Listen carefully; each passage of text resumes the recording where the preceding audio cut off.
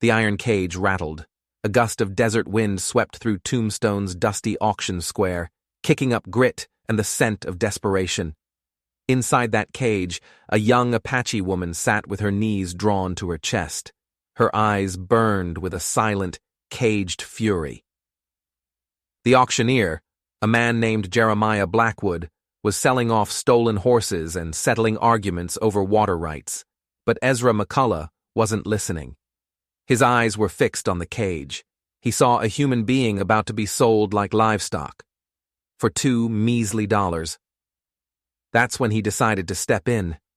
He thought he was doing the right thing, a simple act of kindness in a cruel world. He thought he was saving her. But what Ezra didn't know was that he wasn't saving her at all. He was walking right into her trap. Ezra McCullough had ridden into Tombstone that morning to buy supplies for his struggling ranch. He was a man hollowed out by grief. His wife, Margaret, had been taken by fever 3 years earlier, leaving him with nothing but a patch of hard land and the crushing weight of solitude. He was 34 years old, but felt 100. The town square was a chaotic mess of merchants, cowboys, and prospectors. But the only thing Ezra could see was the raised platform where Jeremiah Blackwood was parading his latest acquisition. "What we got here is a fine specimen of Apache stock," Blackwood hollered, his voice slick with greed. "Caught her myself during a raid up north. Look at them hands, strong as any man's." The girl couldn't have been more than 20. Her buckskin dress was torn, her hair a tangled mess. But it was the way she held herself that struck Ezra. Even in a cage, humiliated and alone, she carried herself like a queen. She hadn't been broken. Not even close. "Bidding starts at $5, Blackwood announced. Silence. Most folks in the territory saw the Apache as enemies, not property. But then, a few rough-looking men stepped forward, their intentions written plainly on their leering faces. A grizzled prospector with gold teeth spat on the ground. $2. That's all she's worth to me." $2 it is, Blackwood grinned. "Anyone else?" Something in Ezra's chest cracked open, a feeling he hadn't felt since he held his wife's hand as her breath grew shallow. It was rage. It was compassion. It was something he couldn't ignore. He found himself moving, stepping out from the shadows. His voice was quiet, but it cut through the noise of the crowd. "I'll take her." Blackwood squinted. "You bidding, mister?" "I said I'll take her," Ezra repeated, his voice harder now. $2. The auctioneer shrugged, eager to be done with it. "Sold," to the quiet fella in the back. Ezra walked toward the cage, the coins heavy in his palm. The Apache girl's eyes met his for the first time. He expected to see fear. He expected to see gratitude. He saw neither. He saw calculation. She was studying him, weighing him, trying to figure out what kind of man he was, what kind of threat he posed. Ezra handed the coins to Blackwood. "The keys," he said, his voice flat. "Now hold on there, friend," Blackwood warned. "You might want to keep her locked up for a spell. These Apache, they can be mighty unpredictable." Ezra's blue eyes turned to ice. "The keys." Reluctantly, Blackwood handed them over. Ezra knelt by the cage, his hands shaking, not with fear, but with a cold, hard anger. He worked the lock. It clicked open. The girl didn't move. She just watched him. "You're free to go," Ezra said, his voice softer than he intended. "I won't stop you." For a long moment, the world seemed to hold its breath. The sounds of the square faded away. It was just the two of them, a man who thought he was a savior and a woman who was anything but a victim. Finally, she spoke. Her English was heavily accented, but her words were sharp as flint. "You buy me to set free?" "I bought you because no human being should be sold like cattle," Ezra said. She rose slowly from the cage, her movements fluid and graceful, like a predator uncoiling. She stood before him, small but radiating a power that made the hairs on Ezra's arms stand up. She scanned the hostile faces in the crowd, then looked back at him. Her expression gave nothing away. "Where you want me go?" she asked. Ezra hadn't thought that far ahead. Turning her loose in Tombstone was a death sentence. He looked at the vast, unforgiving desert surrounding them. He looked at her, standing there with nothing and no one, and he heard himself say the words that would seal his fate. "I've got a ranch, about 20 miles north of here. You're welcome to stay, until you figure out what you want to do." She tilted her head, those intelligent dark eyes boring into him. She was searching for the lie, the angle, the trick. "Why you help me?" "Because it's the right thing to do," he said. And as he said it, he almost believed it himself. He thought he was offering her a sanctuary, a safe place to heal. He had no idea he was leading the wolf right to his own door. The ride to his ranch was silent. The girl, who told him her name was Ayanna, rode behind him on his old mare, Patience. Her arms were loosely around his waist, but he could feel the tension in her body. She was a coiled spring, ready to bolt, ready to fight. Ezra tried to make conversation, to fill the heavy silence. He pointed out the rolling hills, the sagebrush, the distant purple mountains. He told her how he'd fallen in love with this harsh, beautiful country. She said nothing. "Your woman?" Ayanna asked suddenly, her voice startling him. "Where's she?" Ezra tensed. "She died, 3 years back. Fever." "You live alone." It wasn't a question. It was a statement, an observation. "Yes, ma'am." "Why you not find new woman?" The question was blunt, personal. It caught him off guard. "Haven't found the right one, I suppose," he answered, the words feeling thin and hollow. They rode on as the sun began to bleed across the horizon. Ezra found himself stealing glances at her, wondering about her story. He knew she had one, a story far more complex than the one Blackwood had sold to the crowd. As if reading his mind, she spoke again. "My people. They all dead." Her voice was flat, devoid of emotion. It was the voice of someone who had packed all their pain into a small, hard box deep inside. "Soldiers come in the night," she said. "Burn everything. I was hunting. When I come back, find nothing left." Ezra felt that old, familiar ache in his chest, the ache of loss. "I'm sorry," he said quietly. She turned her head, her dark eyes locking onto his in the fading light. "You not the one who killed them?" "No, but I'm sorry it happened to you." A flicker of something crossed her face, something he couldn't read. Finally, his ranch came into view. It wasn't much. A small log cabin, a barn that leaned to one side, a dusty corral. 50 head of cattle, looking thin from the dry summer, dotted the landscape. "This your land?" Ayanna asked. "Every acre," Ezra replied with a sliver of pride. He helped her down from the horse. She stood in the yard, her head turning slowly, taking in everything. She wasn't admiring the view. She was assessing, mapping out the terrain, noting the exits, the high ground, the blind spots. Ezra felt a sudden strange unease. He'd lived alone for so long, he'd forgotten what it was like to have another person in his space, especially a person like her. "You hungry?" he asked. She nodded. Inside the cabin, the space felt even smaller. He had a table, 2 chairs he'd made himself, a stone fireplace, and his bedroll. It was a simple, lonely existence. He started preparing a meal of beans and hardtack, his movements clumsy. She sat at the table, watching him. Always watching. In the flickering lamplight, he could see the exhaustion in her face, but underneath it was a core of pure granite. This was not a woman who followed. This was a woman who led. He set a plate in front of her. "Tell me about yourself," he said, trying to sound casual. She was quiet for a long time, eating with her fingers, ignoring the fork. Finally, she spoke. "I was wife to war chief of my band. We have 2 children, boy and girl."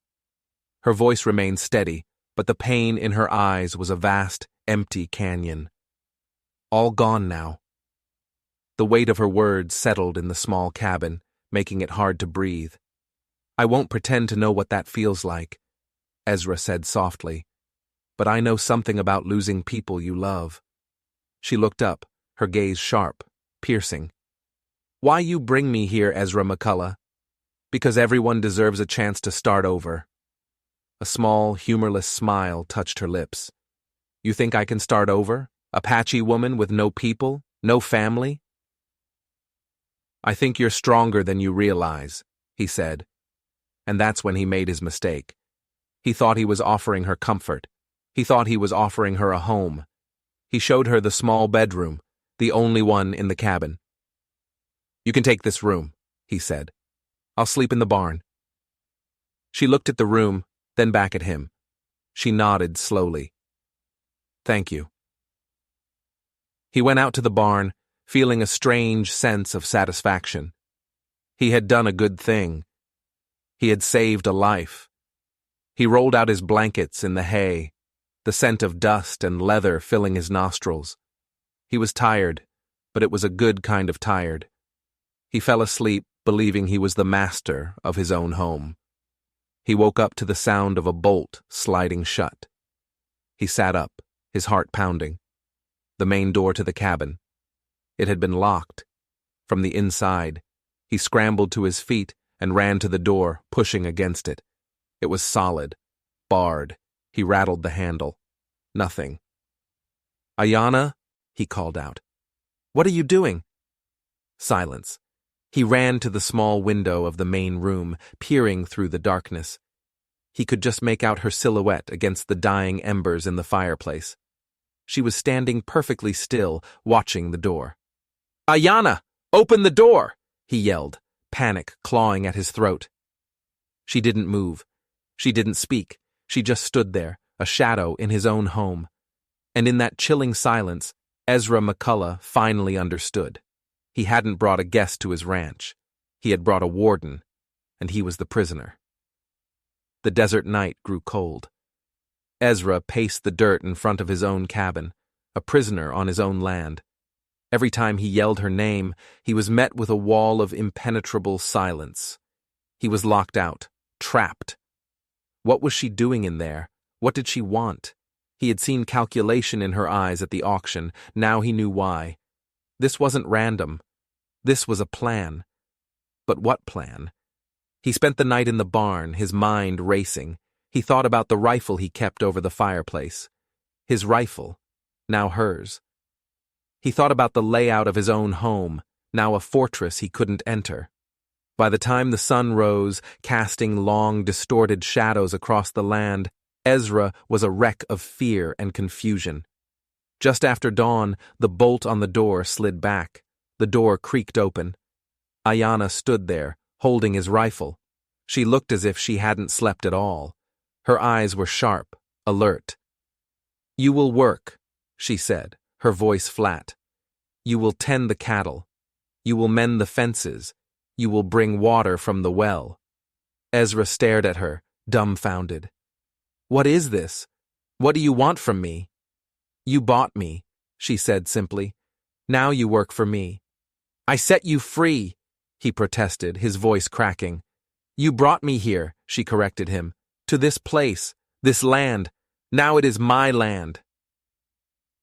It was insane. It was impossible. But the rifle in her hands was very real. He had no choice. For days, a bizarre and terrifying routine fell into place. Ezra worked his own ranch under the watchful eye of his captive-turned-captor. He chopped wood, hauled water, and rode the long fences, all while Ayanna watched him from the porch of the cabin, the rifle never far from her side. She was an expert. She noticed things he never had. A weak spot in the fence line, a cow showing the first signs of sickness, the subtle shift in the wind that meant a storm was coming. She knew this land, or land like it, in a way he never could. In the evenings, she would leave a plate of food for him on the porch steps, like he was a dog. He would eat it in the barn, the humiliation a bitter taste in his mouth. He tried to understand. Was this revenge? Was she simply doing to him what had been done to her, or was it something else, something deeper and more terrifying? One evening, after a week of this strange servitude, she called him to the porch. The sun was setting, painting the sky in violent shades of orange and red. "Sit," she commanded, gesturing to the steps with the barrel of the rifle. He sat. He was tired. Tired of the work, tired of the fear, tired of the confusion. "This ranch," she said, "it is not what it seems." Ezra looked at her. "It's a cattle ranch, that's all it is." "No," she said, her voice low. "Your wife, Margaret. She did not die of fever." A cold dread washed over Ezra. "What are you talking about?" "She was looking for something," Ayanna said, her eyes fixed on the distant mountains. "Something on this land, something valuable, and someone killed her for it." Ezra's blood ran cold. "You're lying." "Am I?" She turned to him, her gaze so intense it felt like a physical blow. "Before Blackwood caught me, I was not running from the soldiers. I was tracking a man, the man who killed your wife." He couldn't breathe. The world tilted on its axis. His quiet, gentle Margaret, involved in something dangerous? Murdered? "Who?" he whispered, the word barely audible. "Who killed her?" "The same man who sold me to you," she said. "Jeremiah Blackwood." The name hit him like a punch to the gut. Blackwood, the cruel, greedy auctioneer. It didn't make sense. Why would a man like Blackwood be involved with Margaret? "My wife was a good woman," Ezra insisted, his voice shaking. "She was a rancher's wife. She wouldn't be involved in whatever you're talking about." "You did not know your wife," Ayanna said, and there was no cruelty in her voice, only a sad finality. "She came here for a reason, and it was not to raise cattle." She told him a story that shattered the world he knew. Margaret, his Margaret, had been an adventurer, an amateur historian obsessed with lost Spanish treasures. She had found a map that supposedly led to a legendary lost mine, rich with silver. A mine said to be hidden somewhere on the very land Ezra now owned. She had made a deal with the wrong man. Jeremiah Blackwood. He was supposed to be her partner, her guide, but when they found the location, he had betrayed her. He killed her and took the map, leaving her body to be found days later. The story of fever was a lie, a cover for a brutal murder. How do you know all this?" Ezra stammered. "Because the mine is not Spanish," Ayanna said, her voice dropping to a whisper. "It is Apache. It is a sacred place. And the map he stole was not a map to a mine. It was a talisman, a sacred object belonging to my people, the one I was sworn to protect." She had let herself be captured. She had endured the cage, the auction, the humiliation, all for one reason: to get close to the man who had desecrated her home and murdered Ezra's wife. "When you bought me," she said, "you brought me to the one place I needed to be. The place where it all began, and the place where it will end." Ezra's mind was reeling. His entire past was a lie. The woman he had mourned for 3 years was a stranger. His quiet ranch was the center of a deadly conspiracy. "What do you want from me?" he asked again. But this time, the question was different. It wasn't born of fear, but of a dawning, terrifying understanding. "Blackwood does not have the complete talisman," she explained. "He has one half. Your wife hid the other half before he killed her. It is somewhere on this ranch. We are going to find it." "We?" "You know this land," she said. "You know your wife. You will help me find it. And when we do, we will use it to lure Blackwood here. And I will get my justice. And you will get your revenge." The rifle was no longer pointed at him. It rested across her lap. It was no longer a threat.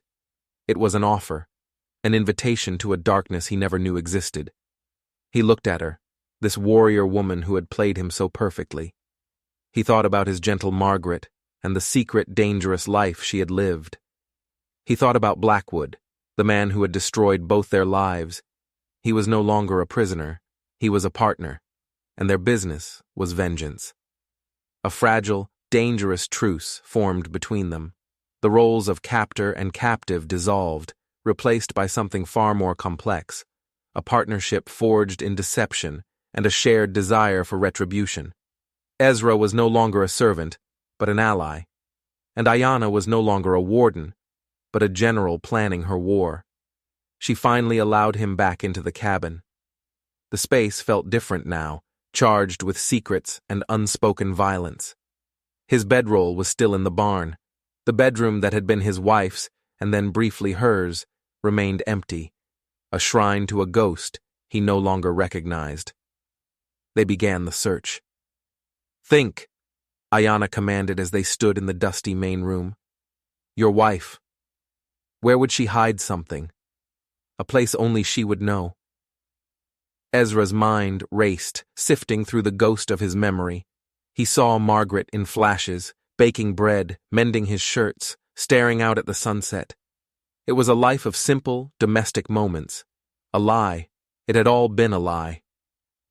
"She loved the sunset," Ezra said, his voice distant. "She had a bench, on the ridge, overlooking the valley. She would sit there for hours." "Show me," Ayanna said. They walked to the ridge as the afternoon sun began to dip low. The bench was still there, weathered and gray. Ezra ran his hands over the rough wood, trying to feel some echo of his wife. He felt nothing, just splinters and emptiness. Ayanna wasn't looking at the bench. Her eyes were scanning the ground, the rocks, the trees. She moved with a purpose that made Ezra feel slow and clumsy.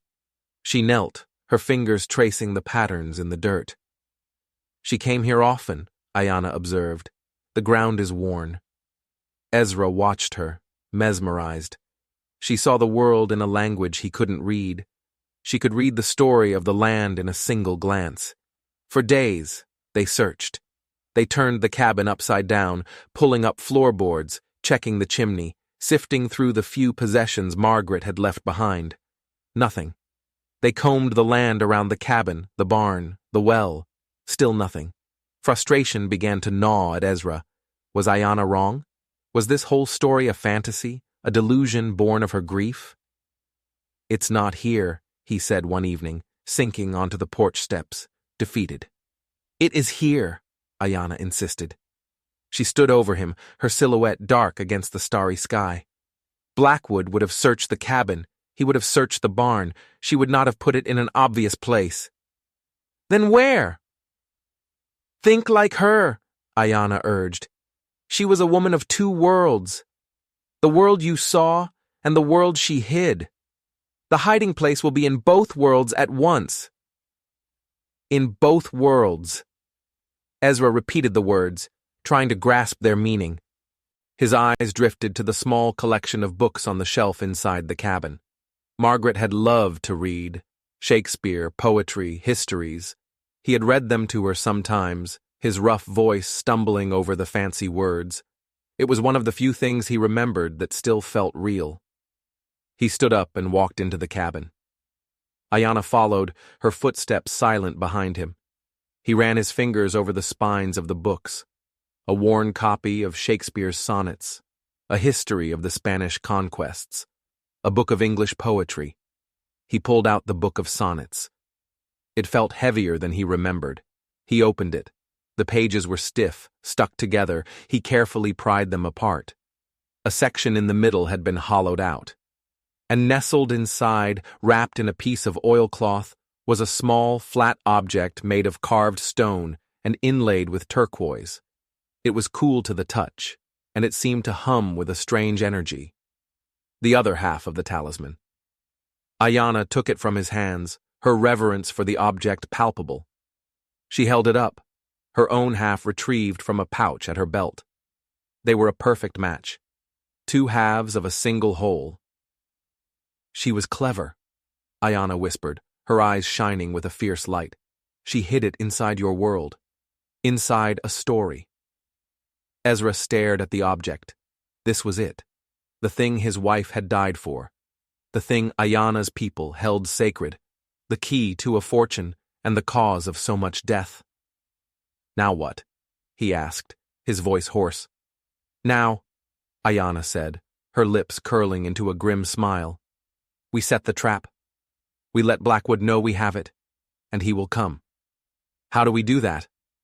"Men like Blackwood are greedy," she said, "but they are also cowards. They use spies. There is a man, a prospector who sometimes passes through buying supplies. His name is Silas. He works for Blackwood." Ezra knew the man. A quiet, shifty-eyed drifter who always seemed to be listening more than he was talking. "We will let Silas overhear us," Ayana planned. "We will talk of the mine. We will talk of a partnership, and he will run to his master like a dog." The plan was dangerous. They would be inviting a killer to their home. But looking at the talisman in Ayana's hand, looking at the fire in her eyes, Ezra felt a new resolve harden within him. The grief he had carried for 3 years was burning away, replaced by a cold, clear purpose. He was no longer mourning Margaret. He was avenging her. 2 days later, Silas the prospector rode into their yard, just as Ayana had predicted. He was a weasel of a man, with nervous eyes that darted everywhere. Ezra and Ayana played their parts perfectly. They stood on the porch, the complete talisman placed carefully on the railing between them, gleaming in the sun. "With this, we can find the entrance," Ezra said, his voice loud enough to carry.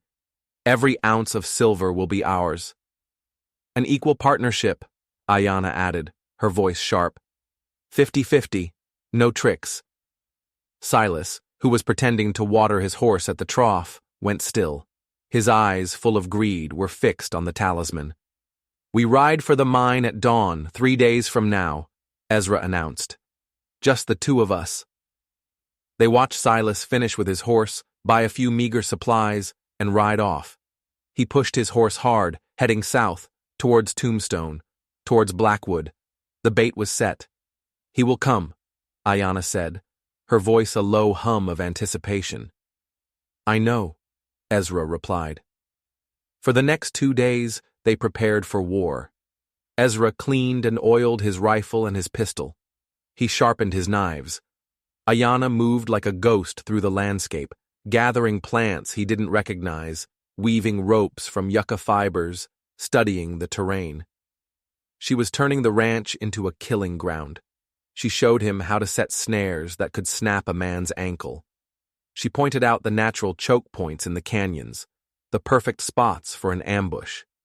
She was a master of a kind of warfare Ezra had never imagined. On the second night, as they sat by the fire, the tension thick between them, Ezra finally asked the question that had been burning in his mind. "My wife," he began, his voice rough. Did she know what she was doing? Did she know the talisman was sacred?" Ayana was quiet for a long moment, staring into the flames. "I do not know what was in her heart," she said finally. "Maybe she was greedy. Maybe she was just a fool who trusted the wrong man. But she paid for her mistake with her life." "And Blackwood?" Ezra asked. "What will you do when he comes?" Ayana looked up from the fire, and her eyes were ancient things, full of a pain and a fury that transcended time. "I will take back what he stole from my people," she said. "My family, my future. I will strip him of everything he values, and then I will leave him with nothing but the memory of what he has done. That is a fate worse than a quick death." The 3rd day dawned, gray and cold. A storm was brewing on the horizon, just as Ayana had predicted. The wind picked up, whistling through the canyons, carrying the scent of rain and violence. They stood on the ridge, the same ridge where Margaret had watched her sunsets. But they weren't looking at the view. They were looking down the long, winding trail that led to the ranch. And then they saw them. A cloud of dust in the distance. At least a dozen riders moving fast. At the front was a large man on a black horse, Jeremiah Blackwood. He had taken the bait, and he had brought an army. Ezra's heart hammered against his ribs. A dozen men. It was a massacre waiting to happen. "Ayanna," he said, his voice tight. "There are too many." She didn't look at him. Her eyes were fixed on the approaching riders.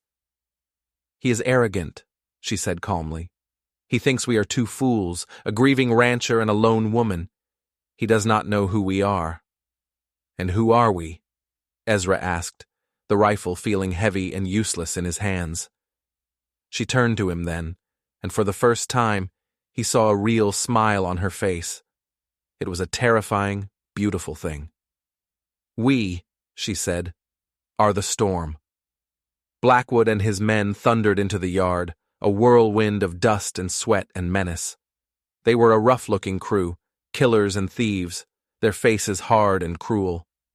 Blackwood swung down from his horse, a big, imposing man with a swagger that spoke of absolute confidence.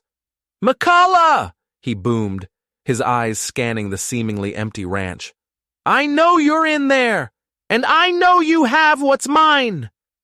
Ezra and Ayanna watched from the ridge. The trap was set. Now, they just had to spring it. "He will split them up," Ayanna whispered, her voice barely audible over the rising wind. "He will send some to the cabin, some to the barn. He will try to flush us out." She was right. Blackwood barked orders. 6 of his men dismounted and advanced cautiously towards the cabin, rifles ready. 3 more circled around towards the barn. Blackwood and his 2 most trusted lieutenants remained in the center of the yard, holding the horses. "Now," Ayanna said. From her pouch, she pulled a small, hollowed-out gourd filled with dried leaves. She lit them with a flint and steel, and a thick, acrid smoke began to pour out. It wasn't a signal fire. It was something else. She threw it downwind towards the barn. Seconds later, screams erupted from the barn, not of pain, but of terror. The horses inside, spooked by the strange, irritating smoke, went wild, kicking and crashing against the wooden walls. The 3 men who had gone to investigate were thrown into chaos, trying to control the panicking animals. It was the perfect distraction. While Blackwood's attention was on the barn, Ezra and Ayanna slipped away from the ridge, moving through the rocky terrain with a speed and silence that Ezra wouldn't have thought possible. They circled around, coming up behind the men advancing on the cabin. They were now the hunters. Ezra's hands were steady. The fear was gone, replaced by a cold, sharp focus. He was moving in a world he was born to, a world of tactics and survival he'd tried to forget. The world of a soldier, a life he'd left behind. They came upon the first 2 men from behind. Ayanna moved like a shadow. A flash of a knife, a muffled gasp. One was down. Ezra brought the butt of his rifle down hard on the head of the other. He crumpled without a sound. 4 left. The men ahead heard the commotion. They turned, their eyes wide with alarm. But it was too late. Ezra fired. One of the men spun around and fell. Ayanna was already moving, a blur of deadly grace closing the distance to the others. She used her knife, not the rifle. It was personal. It was quiet. It was terrifyingly efficient. In less than a minute, the 6 men sent to the cabin were neutralized, dead or unconscious. Back in the yard, Blackwood was roaring with fury. The chaos at the barn was getting worse. One of his men was trampled. The other 2 were struggling to escape the splintering building. "What in the hell is going on?" Blackwood bellowed. That's when Ezra stepped out from behind the cabin, his rifle leveled at Blackwood's chest. "It's over, Blackwood," Ezra said, his voice ringing with a newfound authority. Blackwood stared at him, his face a mask of disbelief and rage. Then he saw Ayanna emerge from the shadows on the other side of the yard. She held the complete talisman in her hand, holding it up for him to see. "You!" Blackwood snarled, his eyes locking on Ayanna. "You were in that cage. I should have killed you myself." "You should have," she agreed, her voice cold as a winter grave. "It was your last mistake." Blackwood's 2 remaining men raised their rifles. But before they could fire, 2 ropes anchored to the roof of the barn snapped taut. A massive net made of yucca fiber and weighted with rocks fell from above, entangling them completely. One of Ayana's traps. It was just the 3 of them now. Ezra, Ayana, and Blackwood. "You killed my wife," Ezra said, the words tasting like ash. "You left her to die on my land." Blackwood laughed, a harsh, ugly sound. "Your wife? That little fool? She came to me. With her maps and her stories. She thought she could play in a man's world. She was wrong." "She wasn't the only one you underestimated," Ezra said. Blackwood's eyes darted between them. The swagger was gone. He was a cornered animal now. He saw the cold resolve in Ezra's eyes. He saw the ancient promise of vengeance in Ayana's. He made a desperate move. He lunged for his horse, trying to escape. Ezra fired. Not at Blackwood, but at the ground in front of the horse. The animal reared in panic, throwing Blackwood hard into the dirt. His pistol skittered across the yard. Ayana walked slowly towards him. She knelt down, the talisman held before her. "This is what you killed for," she said, her voice soft, almost a whisper. "You thought it was a key to wealth, to power. You were wrong." What is it?" Blackwood stammered, his face pale with fear. "It is a story," she said. "The story of my people. It is a promise of peace, a map to a sacred place of healing, not of silver. You cannot steal a story, and you cannot own a promise." She stood up and looked down at the pathetic, groveling man, the man who had destroyed her world. She had him. He was at her mercy. She could end his life with a single movement.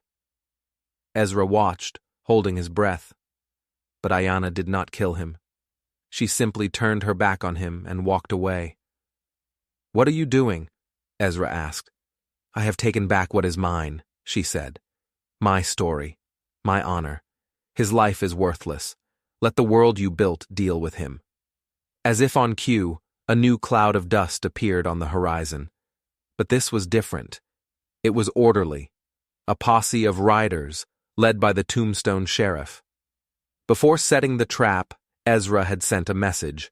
A letter detailing Blackwood's crimes, the murder of his wife, the raid on Ayana's village, the testimony of a grieving husband and a lone survivor. Blackwood stared in horror as the lawman rode into the yard. His face crumpled in defeat. Ayana was right. She hadn't killed him. She had erased him. She had left him for the jackals of his own world. The sheriff looked at the carnage.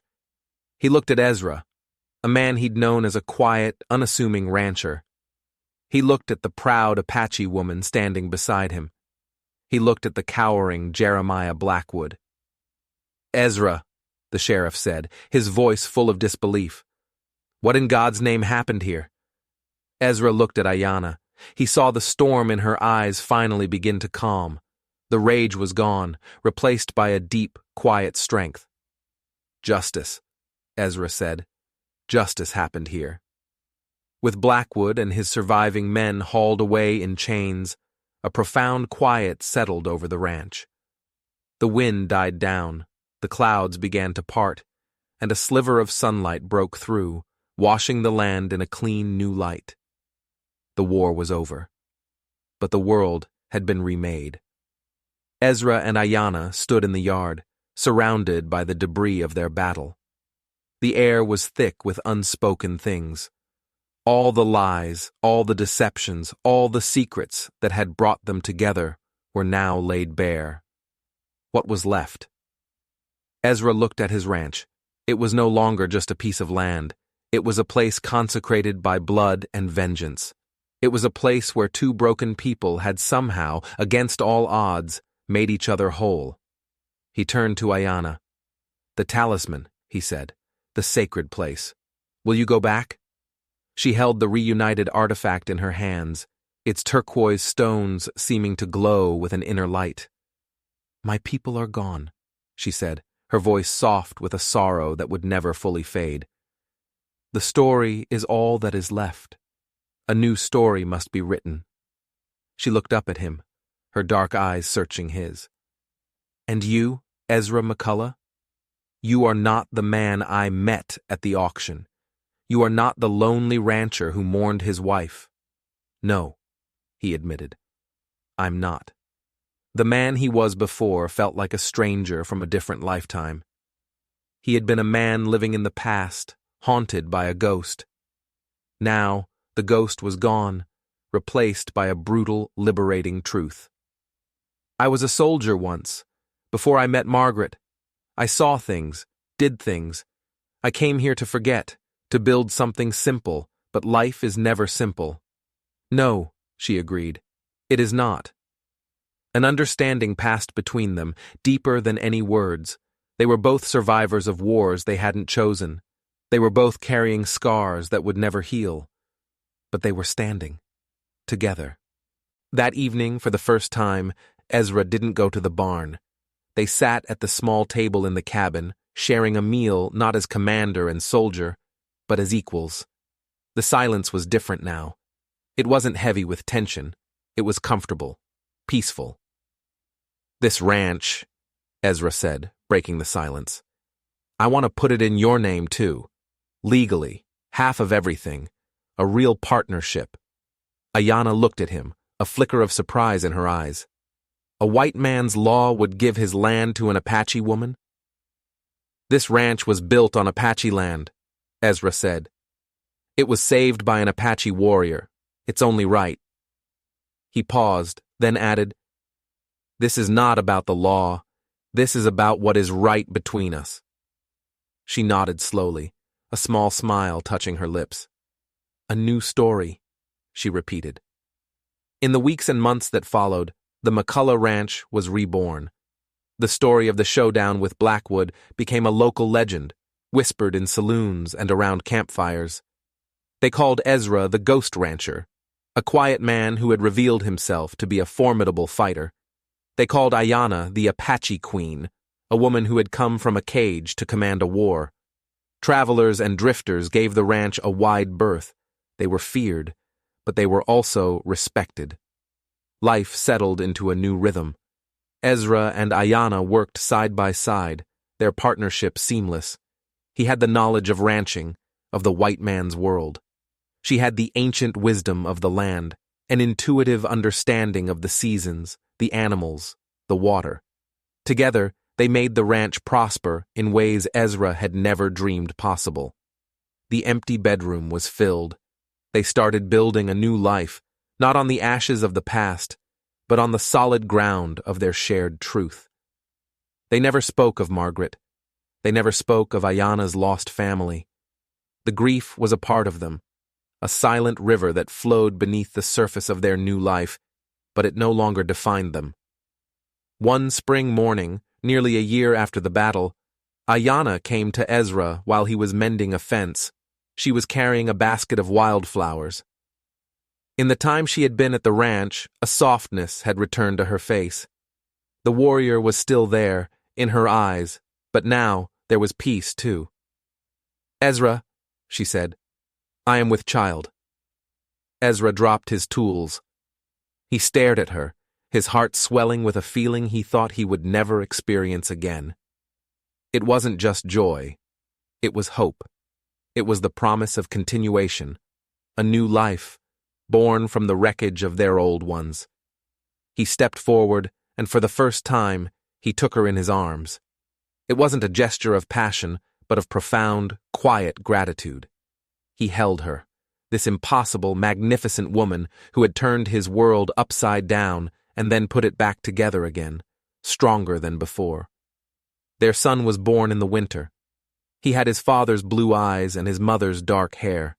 They named him Nathan, a name from Ezra's world. But Ayanna gave him a name in her own language too, Nish, he who is working, a testament to the life they were building. The McCullough Ranch became more than just a ranch. It became a symbol, a place where two worlds had collided and created something new, something stronger. They had more children, daughters and another son, each carrying the heritage of both their parents. They were taught to read and write English, but also to speak Apache. They learned to manage cattle, but also to read the stories in the stars.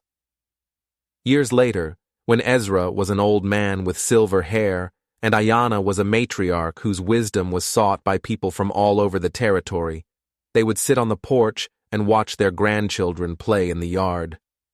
The world had changed. The territory was becoming a state, but the story of the ranch and the two people who built it endured. One evening, as the sun set over the ridge where it all began, Ayanna turned to Ezra. "Do you ever think about that day?" she asked. "The day you paid $2 for me?" Ezra looked at his wife, at the incredible family they had built, at the prosperous land that stretched out before them.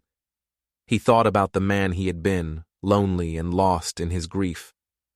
"Best $2 I ever spent," he said. He had gone to Tombstone that day expecting to buy supplies. Instead, he had bought a storm, a war, a reckoning. He had bought a truth that shattered his world, and in doing so, he had bought his own salvation. He thought he was saving her, but in the end, she was the one who had truly saved him. Theirs was a story born of violence and deception, but it had become a legend of love, resilience, and the extraordinary future that can be built when two people choose to write a new story together. If this story of justice, secrets, and an unbreakable partnership kept you on the edge of your seat, don't forget to subscribe and hit that notification bell. We've got more stories coming that you won't want to miss, and let us know in the comments. What was the biggest twist you didn't see coming?